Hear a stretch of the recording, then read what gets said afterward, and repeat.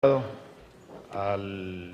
saludar a los colegas sectoriales, al señor ministro, y quiero compartir con ustedes algunas reflexiones a raíz de esta audiencia pública. Lo primero es que nosotros consideramos desde el gremio de los hospitales y las clínicas de este país que es valioso este espacio para conversar nuevamente sobre la ley estatutaria. Nos parece, eso sí, inusual que se dé en este momento, cuando ya esta es una ley que ha sido sometida a todos los debates reglamentarios, que fue sometida inclusive al examen de la Corte Constitucional, que ha sufrido un proceso de modulación y que solo espera la sanción presidencial. Quisiéramos preguntarnos o preguntar de forma asertiva a los competentes para dar esa respuesta: ¿será acaso que se puede dar un escenario de no sanción por parte del alto gobierno de esta ley? Pues la respuesta nosotros, por supuesto, desde el gremio no la tenemos, pero en cualquier caso, sea afirmativo o negativo, que se apruebe o no esta ley, que se sancione o no esta ley estatutaria, la decisión que se tome allí no quedará perfeccionada hasta que no se llene ese marco vacío de la ley estatutaria con los componentes propios de una reforma profunda a través de una ley ordinaria. Nosotros creemos que la ley ordinaria es un imperativo, porque si la decisión del alto gobierno es sancionar la ley estatutaria, inmediatamente se debe armonizar esa nueva realidad jurídica con la realidad que estamos viviendo de disfunción administrativa del actual sistema de salud, y por lo tanto se debería en consecuencia crear un cuerpo nuevo de normas que sustente el funcionamiento de un sistema evolucionado o diferente. Ahora, si la decisión del alto gobierno es no sancionar esta ley estatutaria, de igual manera el país entonces se quedaría sin lo único de reforma que se había hecho durante este periodo y, por lo tanto, ante esa misma realidad operacional, disfuncional del sistema, se tiene que crear esa nueva realidad jurídica. Porque al final del día, esta ley estatutaria, aprobada o no, sí ha creado o ha desnudado unas grandes necesidades que tienen que ser suplidas o resueltas en el corto plazo. Al menos cito dos. La primera de ellas, creemos nosotros que sí se necesita avanzar en la búsqueda de nuevas fuentes de financiación y nuevas formas de financiar el actual sistema. Porque al leer leyes como la que estamos comentando, cuando hay una serie de servicios sociales y una serie de servicios que se consideran como adicionales a lo que ya se está concediendo, nosotros creemos que esto no se va a poder sufragar con la mezcla que tenemos actual de unos impuestos a la nómina y unos componentes de solidaridad. Por eso, ese proceso que efectivamente sí ya se ha iniciado de recambio hacia impuestos generales va a tener que ser profundizado o va a tener que ser analizado con mayor detenimiento.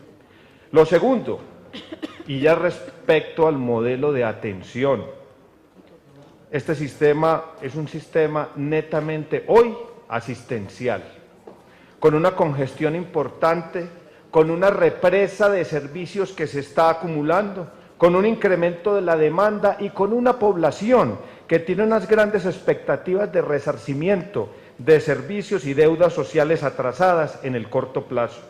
Ese sistema requiere necesariamente, con o sin ley estatutaria, un rediseño del modelo de atención y del modelo institucional dominante.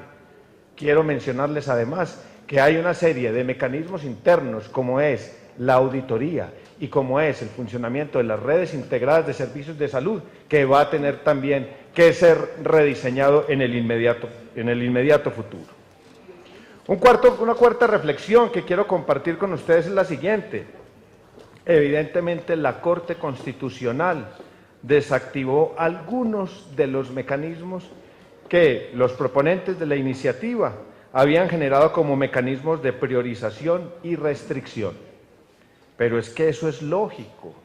y guarda coherencia con el avance que se venía viendo o dando desde la sentencia T760 y la reiterada jurisprudencia previa y posterior a ese fallo. Es decir, y esto lo hemos advertido en muchas ocasiones, no debe sorprender a nadie este resultado. Por lo tanto, las organizaciones que promovieron la ley estatutaria y los funcionarios que gestionaron esta ley, yo creo que debían tener claridad absoluta sobre los escenarios y, por lo tanto, esa pregunta que es la pregunta seminal de esta citación a audiencia pública sobre el impacto fiscal es una respuesta que tiene que tener el Gobierno Nacional, porque no podremos nosotros, y es más, no creo que solamente se haya contemplado el escenario donde efectivamente se iba a aprobar el texto como se presentó y que la Corte Constitucional no iba a tener unos escenarios alternativos como el que al final del día fue el que se impuso. Entonces, esas cifras, yo creo que el Gobierno en sus escenarios optimista, mediano y pesimista tenía que tener esa claridad, esas cifras de cuánto iba a ser el impacto fiscal y por eso creemos que incursionó en esta aventura de la ley estatutaria. Ahora, gran controversia genera el hecho de la aparente creación de un sistema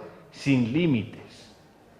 Este es un hecho que a nosotros nos parece que no es cierto, porque los grandes criterios de exclusión sí están siendo explícitamente mencionados en el texto de la ley estatutaria. Pero esto nos lleva a un debate, que es un debate, nos devuelve al punto original, que inclusive ese fue el debate que no se dio en el desarrollo general de la Ley 100, y es cómo hacer que todo el aparataje institucional y sectorial funcione para garantizar el sí.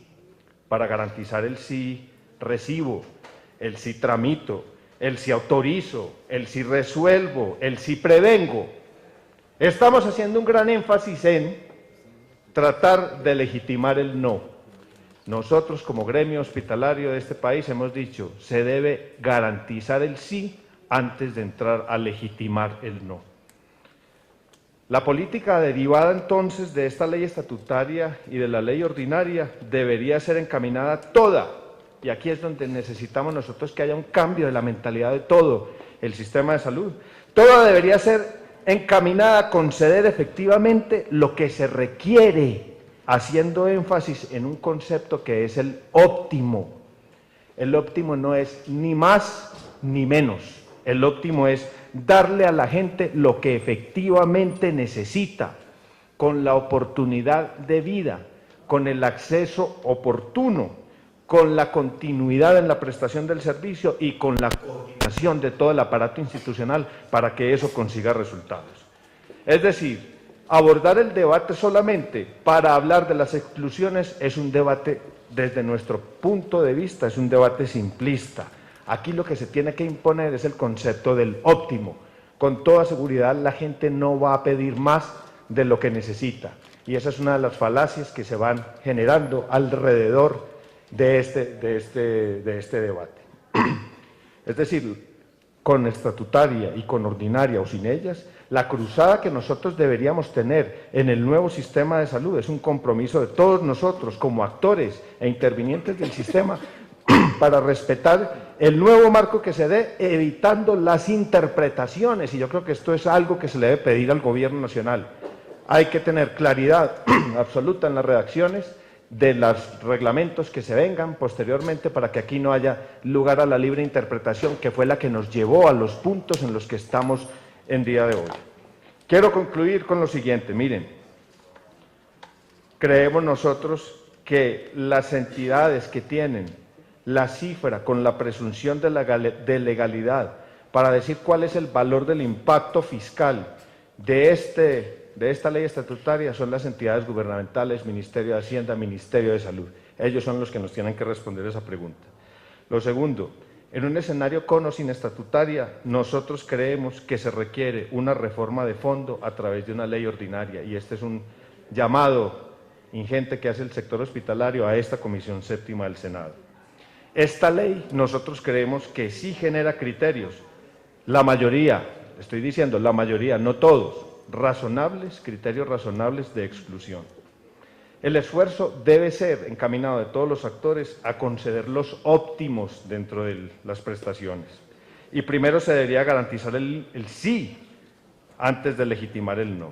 Ahora, nosotros sí queremos insistir que este gremio hospitalario planteó que la secuencia lógica era diferente. La secuencia lógica era, primero, generar una serie de contenidos de un nuevo sistema, probar ese sistema para mirar que sí pudiera garantizar el sí, y después de eso, ahí sí acudir con la ciudadanía liderando el proceso a crear las restricciones razonables adicionales que se necesitaran. Sin embargo, ante el hecho cumplido, es perentorio armonizar lo jurídico con lo fáctico.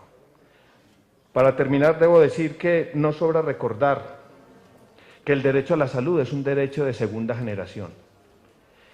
Y eso implica que es un derecho positivo y, por lo tanto, su naturaleza implica la intervención decidida siempre del Estado o el Gobierno para hacer que eso funcione, que se cumpla, que se financie, que sea exigible y que dé resultados.